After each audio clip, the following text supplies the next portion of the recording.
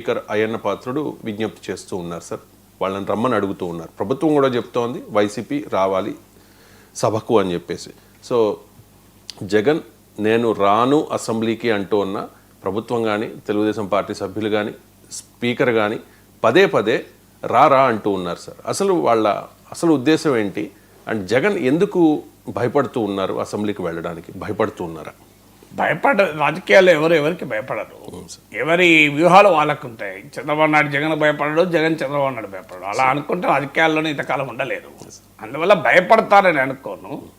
So దీనికి ఆయన వెళ్ళడంలే మనం చాలాసార్లు చెప్పుకున్నాం. జగన్కున్న వ్యక్తిగత అహం అడ్డం వస్తుంది. ఎందుకంటే ఉన్న సభ్యులు 11 మంది. ఇప్పుడు స్పీకర్ నన్ను గౌరవించకండి, నా స్థానాన్ని గౌరవించండి అంటారు. స్పీకర్ ఎందుకు గౌరవించకూడదు? సో ఆయనే చెప్పుకుంటున్నాను నన్ను గౌరవించకండి అని. స్పీకర్ సంగతి తెలుసు కదా, మన ఆయన ఎలా వివాదాస్పదంగా మాట్లాడతారని. ఉప ముఖ్యమంత్రి పవన్ కళ్యాణే సభలో రిక్వెస్ట్ చేశాడు. మనకు స్పీకర్ ఉద్దేశించి పవన్ కళ్యాణ్ మాటలు గుర్తుంటాయి కదా. సో అందువల్ల మా స్పీకర్ స్థానంలో కూర్చున్న వ్యక్తి నన్ను గౌరవించాల్సిన అవసరం లేదు అనే పరిస్థితి ఎందుకు వస్తుంది? స్పీకర్ స్థానంలో ఉన్న వ్యక్తి చాలా అందరి గౌరవాన్ని పొందిన వ్యక్తి ఉండాలి కదా. సో మనకు తెలుసు ఆంధ్రప్రదేశ్లో జరుగుతున్న రాజకీయం. ఎవరు అధికారంలో ఉంటే ప్రతిపక్షంలో వాళ్ళు అవమానిస్తారు. జగన్ ముఖ్యమంత్రిగా ఉన్నప్పుడు కూడా ఇలాగే చేశాడు. ఇందులో తేడా ఏమీ లేదు. వీళ్ళు అధికారంలో ఉన్నప్పుడు తెలుగుదేశం వీళ్ళు ఇదే చేస్తారు.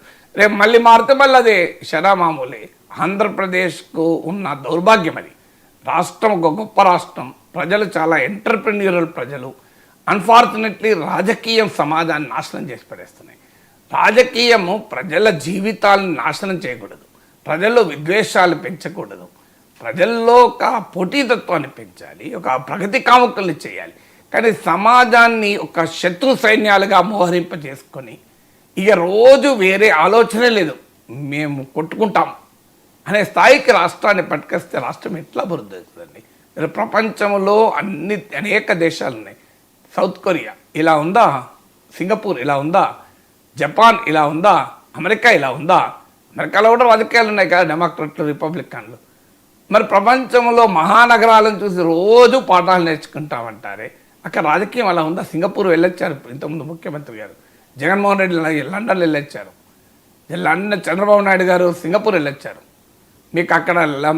మీకు సింగపూర్లో లండన్లో రాజకీయాలు ఇలా ఉన్నాయా? అందువల్ల అన్ఫార్చునేట్లీ పవన్ కళ్యాణ్ అన్నట్లు రాష్ట్రం అన్న భావన కూడా లేదు, కులం అనే భావన తప్ప. ఆ స్థాయికి తీసుకొచ్చిన తర్వాత ఇక ఆ విద్వేషము వీధుల్లోనే పరిమితం అవుతుందా? ఒకరినొకరు ముఖ్యమంత్రి ప్రతిపక్ష నేత ఒకరినొకరు చూసుకోలేని పరిస్థితి కదా.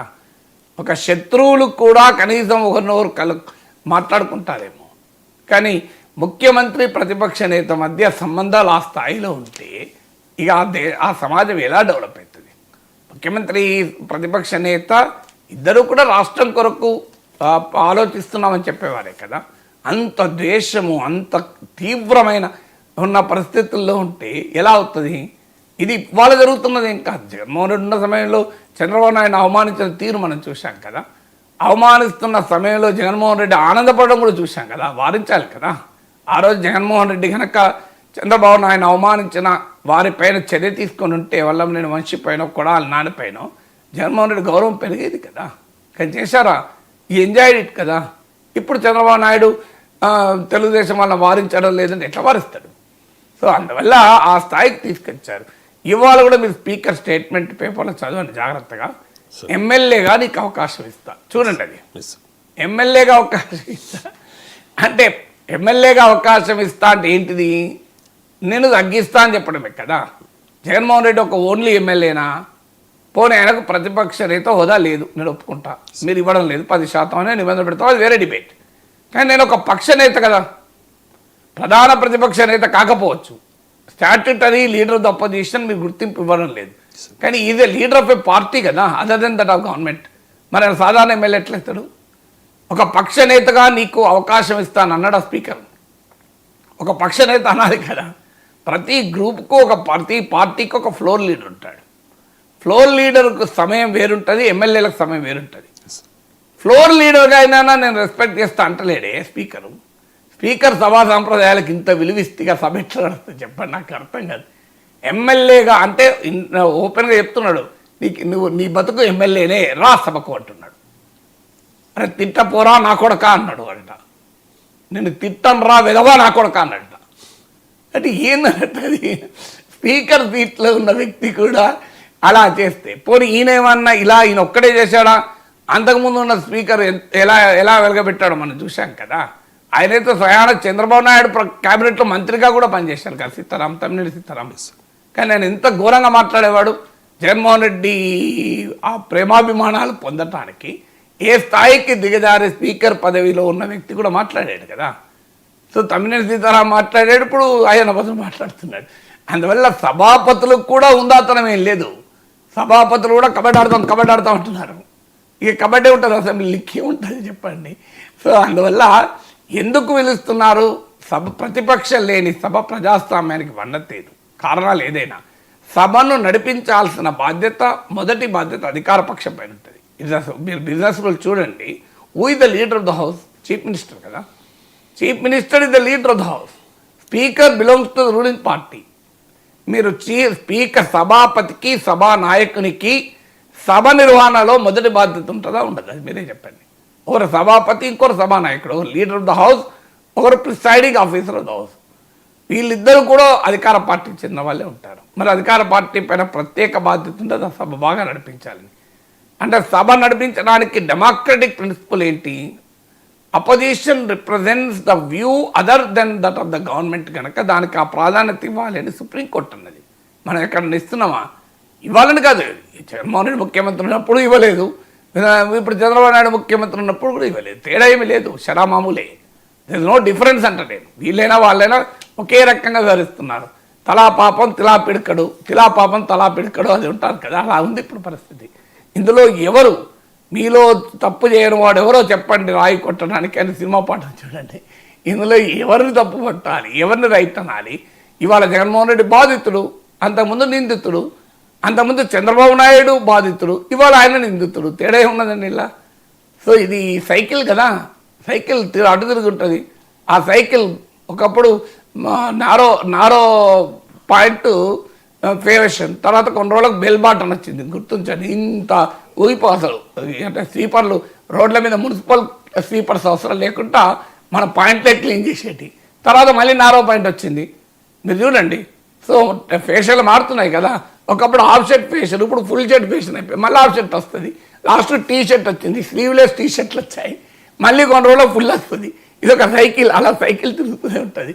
ఆంధ్రప్రదేశ్లో సైకిలే ఇది. దానికన్నా మీకు సమయం ఇస్తాం అంటే ఏంది? నువ్వు ఎమ్మెల్యేగానే నీకు సమయం ఇస్తాం అంటే నీకు 1 నిమిషం ఇస్తాం, రా 1 నిమిషం మాట్లాడు. పోనీ ఆయనన్నా ఒక్క నిమిషంలో అయినా నేను సబ్జెక్ట్ మాట్లాడుతా అంటా జగన్ అన్నాడు. నాకు 2 గంటలు ముఖ్యమంత్రితో సమానంగా.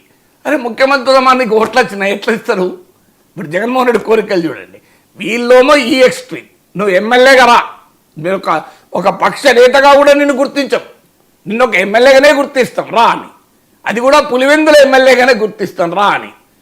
ఈ జగన్మోహన్ రెడ్డి ఏమంటాడు? నన్ను ముఖ్యమంత్రిగా గుర్తించంటున్నాడు. చూడండి గొంతమ్మ కోరికలు. అంటే ఇటువైపు ఎక్స్ట్రీమ్, అటువైపు ఎక్స్ట్రీమ్.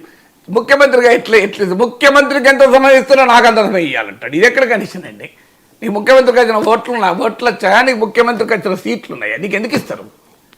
నువ్వు అడగాల్సింది ఏంటా? నేను ఒక సభాపక్షం, నేను ప్రధాన ప్రతిపక్ష హోదా ఇవ్వండి. ఓకే, అది అడిగాడు, అది ఇవ్వలేదు. మీరు నాకు ప్రధాన ప్రతిపక్ష నేత హోదా ఇవ్వకపోయినా నేను ఒక రాజకీయ పక్ష నేత, 11 మంది ఎమ్మెల్యేలు ఉన్నారు నాకు. ప్రతిపక్షంలో నేను మా ఒక్క పార్టీ ఉంది. ఒక పక్ష నేతకు ఎంత టైం ఇస్తారో నాకు అంత ఇవ్వండి అని జగన్ అడగాలి కదా. అడుగుతున్నాడా? నాకు 164 మంది ఎమ్మెల్యేలు ఉన్న చంద్రబాబు నాయుడుతో ఈక్వల్గా ఇవ్వండి అంటాడు. అరే అట్టెట్ ఇస్తారండి ప్రజాస్వామ్యంలో? సాధ్యమా? నీ ఓట్లే రాలే కదా. అట్లా ఓట్లు సీట్లు రావు కానీ ఇవ్వాలంటే ఎట్లా? సో నాకు ముఖ్యమంత్రికి ఇచ్చిన ప్రోటోకాల్ ఇవ్వాలి నాకు అంటే అది ఎట్లా సాధ్యమవుతుంది? ప్రాక్టికల్గా సాధ్యం కాదు కదా. ఇప్పుడు మీరు యాంకరు, నేను గెస్టు, మీరు కొంత టైం తీసుకుంటారు, నేనే ఎక్కువ మాట్లాడతాను. లేదు సార్ నేనే ఎక్కువ మాట్లాడతాను విను అని యాంకర్ అంటే నేను రోజు తెల్లారి ప్రోగ్రాంకి వస్తానా? అలా ఉంది. సో జగన్మోహన్ రెడ్డి ఏమంటున్నాడు? నాకే ఇంకా నయం, ముఖ్యమంత్రి కన్నా ఎక్కువ టైం ఇవ్వమని అంటలేడు. బతికిచ్చాం.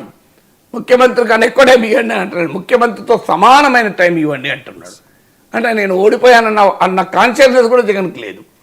ఇది ఎట్లా సాధ్యమవుతుంది? పోనీ 1 నిమిషంలో మాట్లాడలేవా? ఒక్క నిమిషంలో మాట్లాడలేవా? నేను ఎన్నోసార్లు చెప్పాను, ఒక్క నిమిషంలో కూడా చెప్పచ్చు. ఒకటే నిమిషంలో నీకు బ్రహ్మాండంగా చెప్పదలుచుకున్నాయని చెప్పచ్చు. సో మీరు వైద్య కళాశాలలు ఇష్యూలు ఏవదెట్టుకున్నారు. వైద్య కళాశాలల్ని ప్రభుత్వంలో మేము పెట్టాం, ప్రైవేట్ వారికి మీరు ఇస్తున్నారు. ఈ పాయింట్ లేపాలనుకోండి.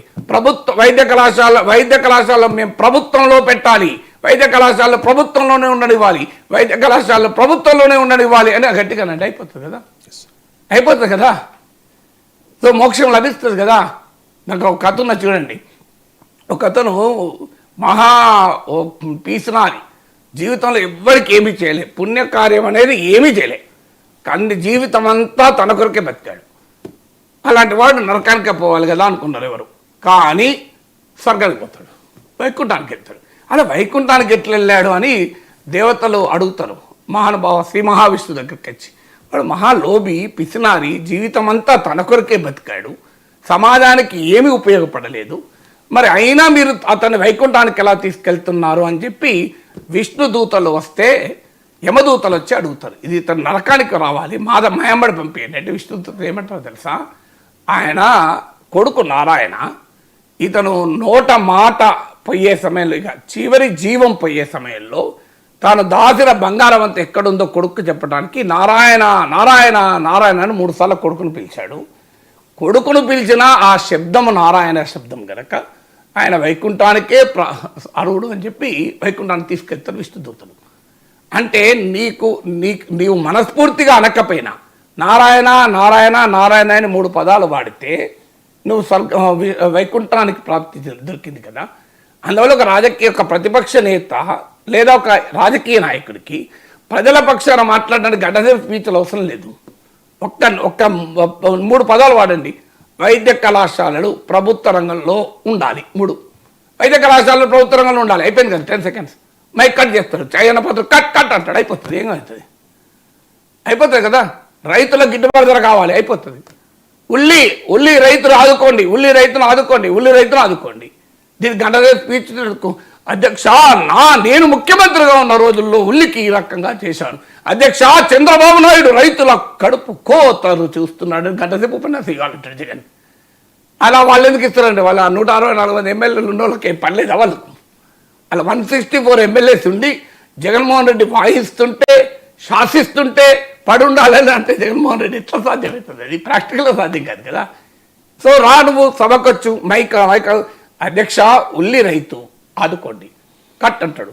మళ్ళీ అధ్యక్ష ఉల్లి రైతులు ఆదుకోండి, మైక్ లేదు, అధ్యక్ష ఉల్లి రైతులు ఆదుకోండి అని 4 సార్లు అనండి. అధ్యక్ష ఉల్లి రైతుల ఘోష చెప్పాలంటే నాకు అవకాశం ఇస్తలేదు, నేను వెళ్ళిపోతున్నా అని చెప్పి బయటకు రా. అప్పుడు ఉల్లి రైతులంతా చూడండి జగన్మోహన్ రెడ్డి మా కష్టాల గురించి మాట్లాడుతా అంటే వాళ్ళకి సమయం ఇస్తలేదు, న్యాయం కదా అని అనుకోరు ఉల్లి రైతులు. నీకు ప్రజల దగ్గరకు అవుతారు కదా. ఇది కూడా లేదు మీకు. అందుకే ఒక ఉదాహరణ చెప్పాను. ఒక బెన్ జాన్సన్ అనే పరుగు runner 100 metre running race commentary చెప్పాలి. 100 మీటర్ రన్నింగ్ రేస్ ఎంత సెకండ్స్ వల్ల పరిగెడతారు. దాన్ని వర్ణించి చెప్తే ఏమవుతుంది? లాభం ఉండదు. అందుకే బీబీసీలో commentary famous, it is Ben Johnson అంటాడు. అయిపోయాయి కదా కామెంటరీ. ఇదెంత చూడండి, ఎంత క్రియేటివిటీ చూడండి. ఇట్ ఈస్ బెన్ జాన్సన్ అంటాడు, ఎందుకంటే 100 మీటర్ దాటిపోతాడు. దట్ ఈస్ ద కామెంటరీ కదా. మీకు మొత్తం కనబడాలి. ఇప్పుడు అయ్యా మా జగన్మోహన్ రెడ్డి గారు మీరు ఒక ఆ మహాభారతం చదవండి ఒకసారి. దుర్యోధనుడికి మొత్తం కనబడుతుంది అరణ్యం అంతా, అర్జునుడికి పక్షి మాత్రమే కనబడుతుంది. మీకు మొత్తం చంద్రబాబు నాయుడు తిట్టాలి అంటే ఆ 164 మంది ఎమ్మెల్యేలు ఉన్న వాళ్ళు మీకు మైక్ ఇచ్చి చంద్రబాబు నాయుడు ఇలా కూర్చొని జగన్ గారు నన్ను తిట్టండి అంటాడా అండి? ఎందుకు పైనకి పనిలేదా? అయ్యా ఆయనకు ప్రజలు అధికారం ఇచ్చారు, మీకు అధికారం ఇవ్వలేదు, మీకు 11 తిట్లు ఇచ్చారు. Accept the reality, understanding the reality is the genius అంటారు. వాస్తవాన్ని గుర్తించడం జీనియస్ కదా. నేను కింద పడ్డా నేనే పైన ఉంటా అని జగన్ అంటాడు. నువ్వు కింద పడ్డావు తొక్కుతున్నా అని వీళ్ళు అంటారు. ఎట్లయితుంది చెప్పండి. Right sir. ఇక